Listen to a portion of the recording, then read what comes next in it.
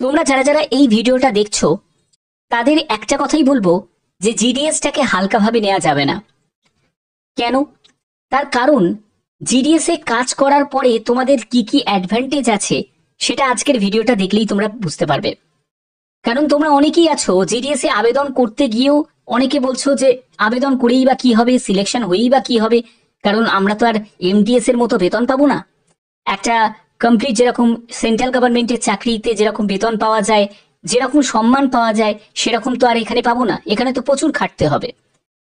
তো এর জন্য অনেকে ভালো নাম্বার থাকা সত্ত্বেও অনেকে আবেদন করে না। আবার অনেকে আবেদন করলেও যদি সিলেকশন না হয় তাহলে পরবর্তী আবেদন না করার চিন্তা ভাবনাই করে। তো আজকের এই ভিডিওটা দেখার পরে আমি বলতে পারি যে তোমাদের অনেকেরই মনের মধ্যে হবে যে জিডিএসটা একেবারে হালকাভাবে নেওয়া যাবে না, জিডিএস এ চাকরি করার ইম্পর্টেন্স কিন্তু অনেকটাই আছে। তো চলো, তো এখানে আমি তোমাদের একদম অফিসিয়ালি একটা পিডিএফ এ নিয়ে চলে যাচ্ছি। তোমরা এখানটা এই পিডিএফটা দেখো, যেখানে government of India ministry of communication department of পোস্টের তরফ থেকে দেখো। তোমরা এখানে যদি নোটিশটা দেখো, এই নোটিশে কি বলা হচ্ছে? নোটিশে বলছে যে syllabus and pattern examination conduct department of post appointment post of MTS, postman, mail guard, postal assistant, sorting assistant.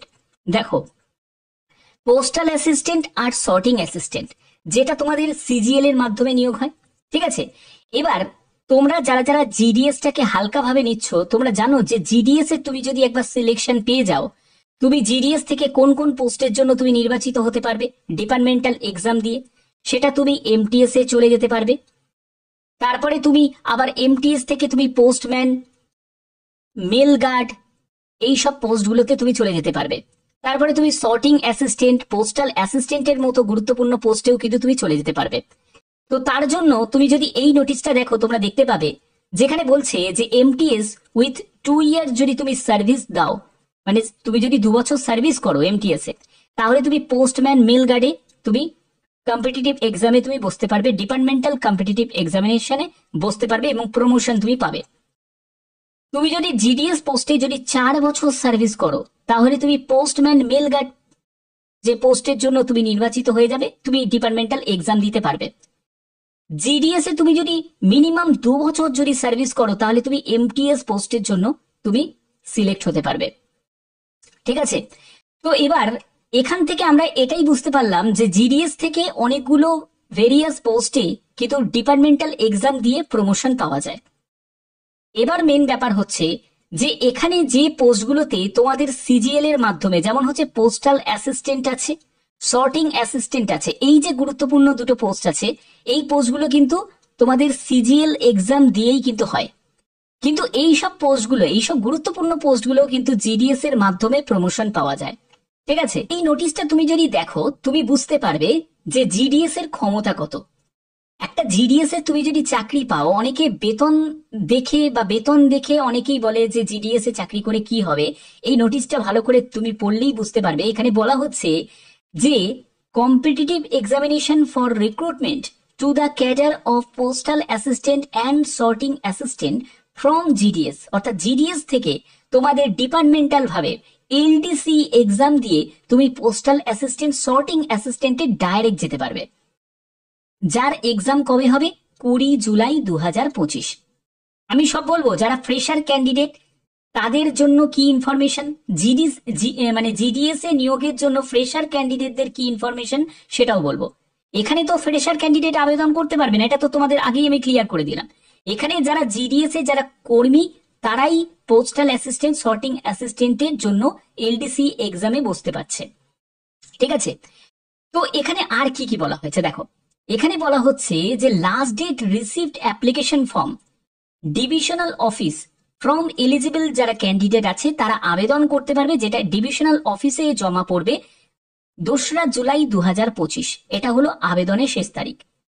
এবং এই যে অ্যাপ্লিকেশন ফর্ম তুমি যে ফিল আপ করলে, সেটা রিজিওনাল অফিস থেকে চলে যাবে ডিভিশনাল অফিসে, ঠিক আছে, বিভিন্ন ইউনিটে চলে যাবে 7ই জুলাই 2025। এবার received duly field application form at, মানে যেসব পোস্টাল সার্কেল আছে, সার্কেল অফিস থেকে আবার রিজিওনাল অফিসে চলে যাবে সেটা ভেরিফাই হওয়ার জন্য 10ই জুলাই 2025। এবং অ্যাডমিট কার্ড, যে পরীক্ষার জন্য এলিজিবল ক্যান্ডিডেটরা অ্যাডমিট কার্ড ইস্যু করতে পারবে 14 জুলাই 2025 এবং তোমাদের 20 জুলাই 2025 এক্সাম কন্ডাক্ট হবে। আমরা এই জায়গাটা থেকে কি বুঝতে পারলাম? এই জায়গাটা থেকে এটাই বুঝতে পারলাম যে জিডিএস এর, তোমাদের আমি বলেছি যে জিডিএস এর 2 বার করে নোটিফিকেশন রিলিজ হয়, বছরে 2 বার করে। তাহলে জানুয়ারি মাসের নোটিফিকেশন রিলিজ হয়ে গেছে এবং তার যে 3rd লিস্টও জারি হয়ে গেছে, ঠিক আছে? তাহলে নতুন নোটিফিকেশন কবে জারি হবে?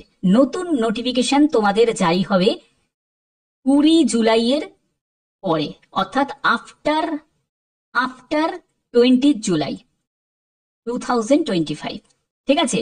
20 জুলাইয়ের পরেই কিন্তু তোমাদের নোটিফিকেশন রিলিজ হবে, এটা একদম কনফার্ম, ঠিক আছে?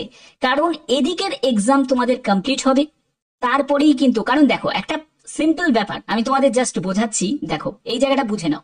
কেন? কারণ যারা জিডিএস এ এখন কাজ করছে বর্তমানে, ঠিক আছে, তারা কেউ চলে যাবে এমটিএস এ পোস্টিং পেয়ে যাবে, এমটিএস এ প্রমোশন পেয়ে যাবে, কেউ পেয়ে যাবে হচ্ছে তোমাদের post master, mail guard posting পেয়ে যাবে, কেউ প্রমোশন পেয়ে যাবে পোস্টাল অ্যাসিস্ট্যান্টে, কেউ প্রমোশন পেয়ে যাবে সর্টিং অ্যাসিস্ট্যান্টে।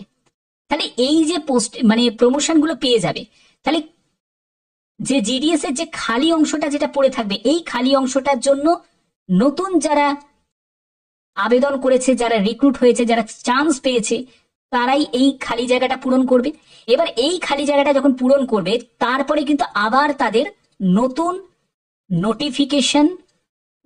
নোটিফিকেশন জারি করতেই হবে, ঠিক আছে? নতুন নোটিফিকেশন জারি করতেই হবে। তো তার জন্যই বছরে কিন্তু 2 বার করে নোটিফিকেশন রিলিজ হয়। আর জিডিএস এ ম্যাক্সিমাম কিন্তু জিডিএস এ ভ্যাকেন্সি কিন্তু থাকে। সব থেকে বেশি যদি ভ্যাকেন্সি যদি কোনো রিক্রুট যদি হয়, তাহলে সেটা কিন্তু জিডিএস এ। তার জন্য জিডিএস কে হালকাভাবে নেওয়া যাবে না, কারণ জিডিএস থেকে প্রমোশন লেভেল যথেষ্ট ভালো, প্রত্যেকের জন্য একটা বড় অপরচুনিটিস আছে। তো জিডিএস এ যাই হোক না কেন, দেখো মাধ্যমিক যোগ্যতাকেই রাখুক বা উচ্চ মাধ্যমিক যোগ্যতাই রাখুক, সেই ক্যান্ডিডেট কিন্তু আবেদন করবে। এবার তোমাদের যদি এক্সামের ভিত্তিতে যদি নিয়োগ হয়, তাহলে সেটা আলাদা ব্যাপার হয়ে যাবে, পুরো ব্যাপারটা কিন্তু চেঞ্জ হয়ে যাবে। এবং তোমাদের যদি সেই অ্যাজ ইট ইজ যদি মার্কসের ভিত্তিতেই যদি নিয়োগ করা হয়, তাহলে সেক্ষেত্রে আগের মতনই কিন্তু অবস্থা কিন্তু থাকবে। তো তোমাদের এখানে মতামত কি অবশ্যই তোমরা জানাও তোমাদের মতামতটা কি, যে 10th মার্কসের ভিত্তিতেই হবে, না 12 মার্কসের ভিত্তিতেই নিয়োগ করা হোক, না এক্সামের ভিত্তিতেই নিয়োগ করা হোক? তোমাদের মতামত অবশ্যই তোমরা প্রত্যেকে কমেন্টে জানাতে পারো। তো আশা করি তোমাদের ভিডিওটা ভালো লেগেছে। এরকমই যদি গুরুত্বপূর্ণ আপডেট পেতে চাও, অবশ্যই বলবো চ্যানেলটাকে সাবস্ক্রাইব করে রাখো, বেল আইকনটাকে অল করে রাখো, যাতে প্রতিনিয়ত তোমাদের আপডেটগুলো পৌঁছে দিতে পারি। এখনের মতো এটুকুই, টাটা।